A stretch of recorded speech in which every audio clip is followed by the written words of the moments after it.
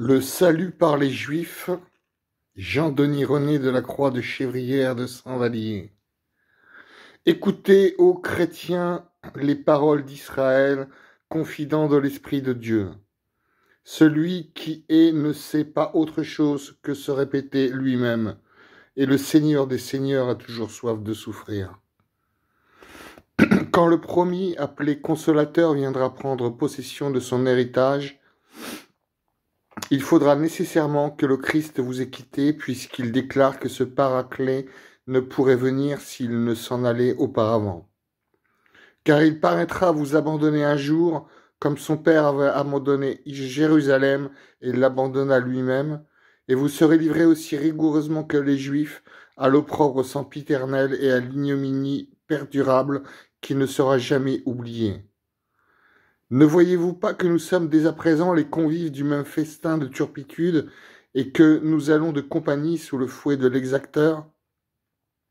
Depuis si longtemps qu'ils vous instruisent, vos docteurs n'ont-ils pas compris que les 2 sœurs prostituées dont parle Ézéchiel ont survécu à Jérusalem et à Samarie, qu'elles vivent toujours dans la pérennité du symbole et qu'elles se nomment aujourd'hui la synagogue et l'église?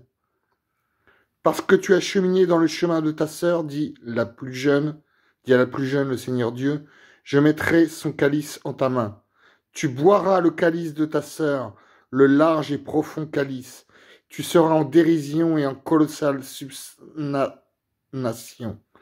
Tu seras comblé d'ivresse et de douleur par ce calice de deuil et de tristesse. Le calice de ta sœur aînée, gardienne sans fidélité, qui s'est polluée dans les immondices des nations.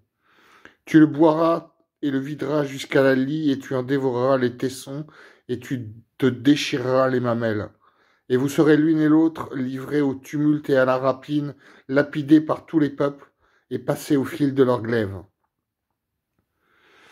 Il se sera donc retiré de vous à la distance d'un jet de pierre, ce Rédempteur impuissant à vous réveiller. Et vos âmes seront désertes de lui, comme les tabernacles de ses autels au jour mortifié du vendredi lamentable. En cet abandon de celui qui est votre force et votre espoir, l'univers, tout fumant d'effroi, contemplera l'irrévélable tourment de l'Esprit Saint, persécuté par les membres de Jésus-Christ.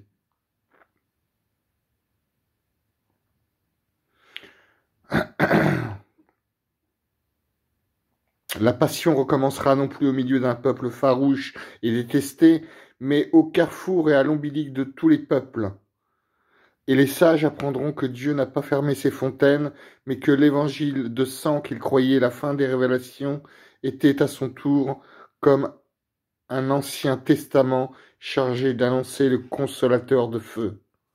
Ce visiteur inouï, attendu par moi 4000 ans, n'aura pas d'amis et sa misère fera ressembler les mendiants à des empereurs. Il sera le fumier même où l'indigent iduméen raclait ses ulcères. On se penchera sur lui pour voir le fond de la souffrance et de l'abjection. À son approche, le soleil se convertira en ténèbres et la lune en sang. Les fleuves superbes reculeront en fuyant comme des chevaux emportés. Les murs des palais et les murs des bagnes sueront d'angoisse. Les charognes en putréfaction se couvriront de parfums puissants achetés à des navigateurs téméraires pour se préserver de sa pestilence et dans l'espoir d'échapper à son contact, les empoisonneurs des pauvres ou les assassins d'enfants